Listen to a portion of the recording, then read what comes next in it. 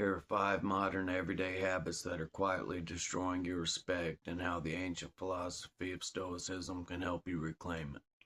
Number 1, the Slack channel vent or constant complaining. Let's talk about a character we all know. Maybe we've been them. Let's call him Marcus, a modern professional. Marcus is stressed. The quarterly targets just moved. The client sent a demanding email at 4:45 p.m. and the office coffee machine is broken again. Marcus opens his team's casual Slack channel or hops onto a group chat with his friends and unloads. He calls the client unreasonable, calls management clueless, and sighs heavily. He thinks he's just keeping it real or bonding through shared misery.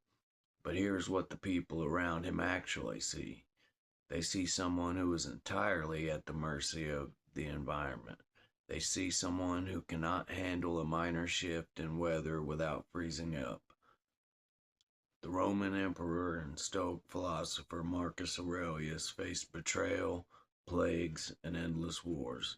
Yet, in his private journal, he wrote a strict rule for himself, quote, "Everything that happens is either endurable or not. If it's endurable, then endure it. Stop complaining," unquote.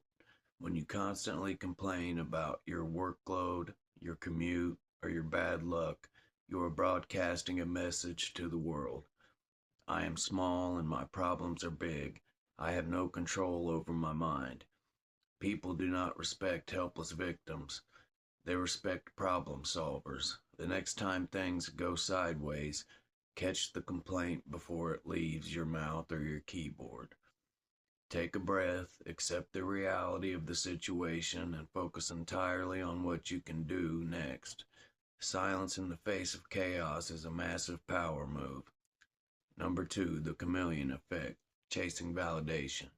Picture a typical team meeting. An executive proposes a new marketing strategy. It's a terrible idea. It completely misses the target audience and wastes half the budget.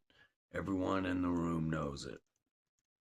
But when the executive asks, quote, "What does everyone think?" unquote, a young professional named Sarah instantly smiles and says, "I think that's brilliant, truly innovative." 5 minutes later in the hallway, Sarah turns to a coworker and whispers, "That was a disaster, right?"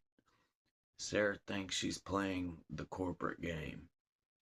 She thinks she's protecting herself by being a people pleaser, adjusting her colors like a chameleon to match whatever room she walks into.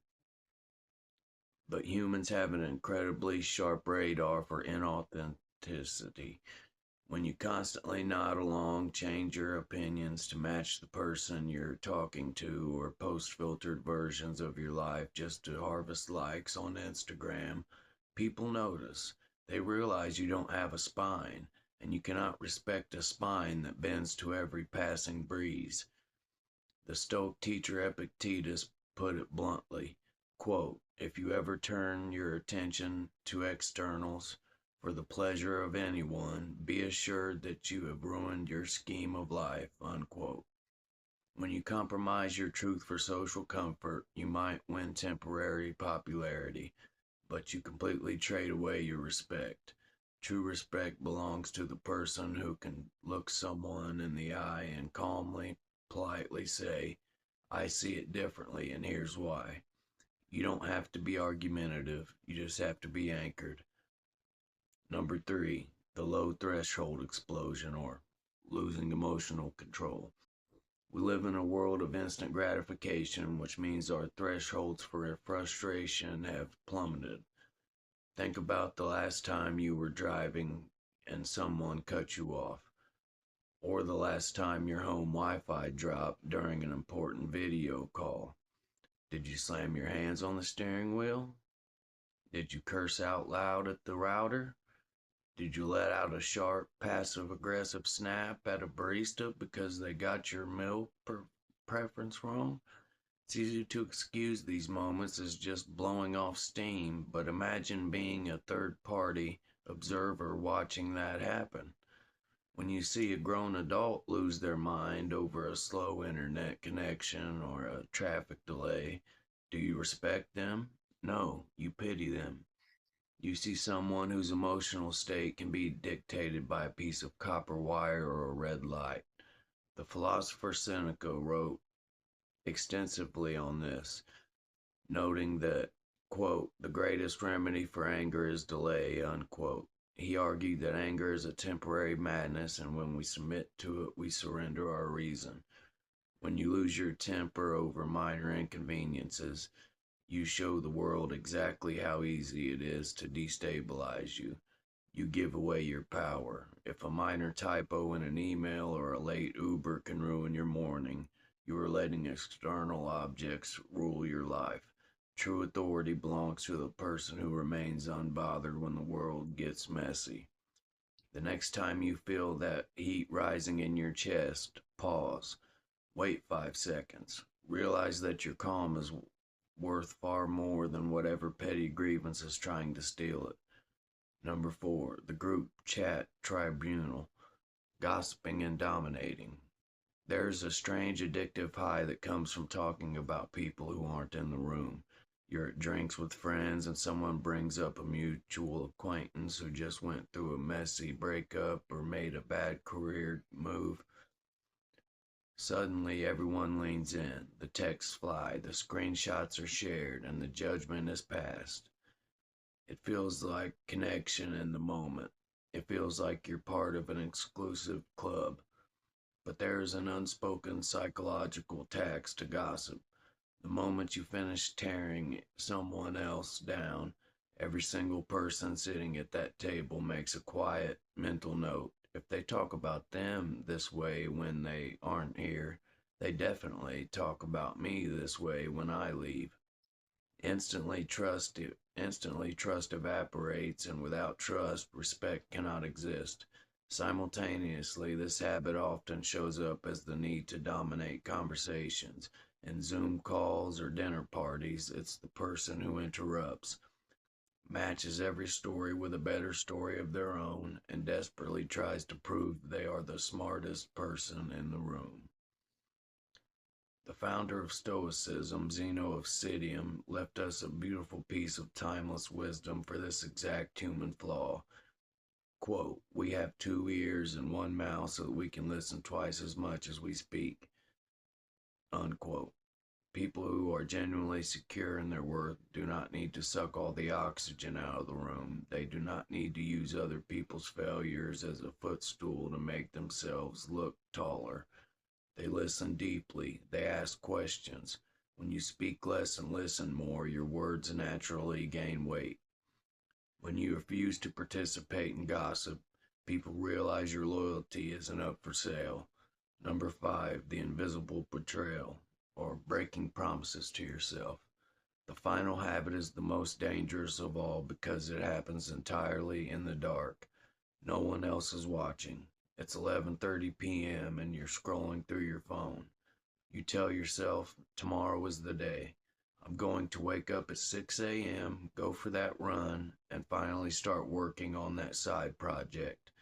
You feel a rush of motivation. You set the alarm.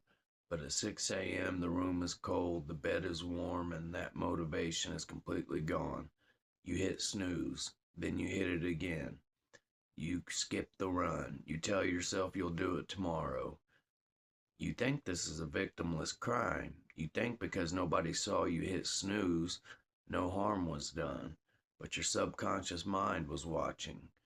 Every time you break a promise to yourself, whether it's about the gym, your diet, your budget, or your work, you are actively teaching your own brain that your word means nothing. You cannot project an aura of self-assured respect to the outer world if, on the inside, you know you are a fraud who cannot be trusted by your own reflection. Marcus Aurelius spoke directly to this internal battle every single morning. He wrote, quote, at dawn, when you have trouble getting out of bed, tell yourself, I have to go to work as a human being. Was I created to wrap myself in blankets and keep warm, unquote? Respect is an inside job, it is the byproduct of self trust. When you honor the small commitments you make to yourself in the dark, something fundamental shifts in the way you stand, the way you look at people, and the way you carry yourself in the light. You stop looking for external validation because you already have your own. The path forward. The common thread through all five of these habits is looking outward, allowing the opinion of others, the frustrations of the world, and the comforts of the moment to dictate who you are. Stoicism isn't about becoming a cold, emotionless robot. It's about building an internal fortress so solid that the chaos of the modern world cannot shake your character. It's about realizing that your respect is not a currency given to you by others. It is a boundary you maintain within yourself. Stop complaining about things you cannot control. Stop changing your shape to please people who are tracking their own insecurities. Hold your temper when things get messy. Guard your tongue from cheap gossip. And above all, keep the promises you make to the person in the mirror. If this perspective resonated with you and you want to continue building an unshakable mind in a chaotic world, hit that subscribe button. We break down ancient wisdom for modern life every week. Thank you for listening. And remember, control your mind or the world will control it for you. Love and respect.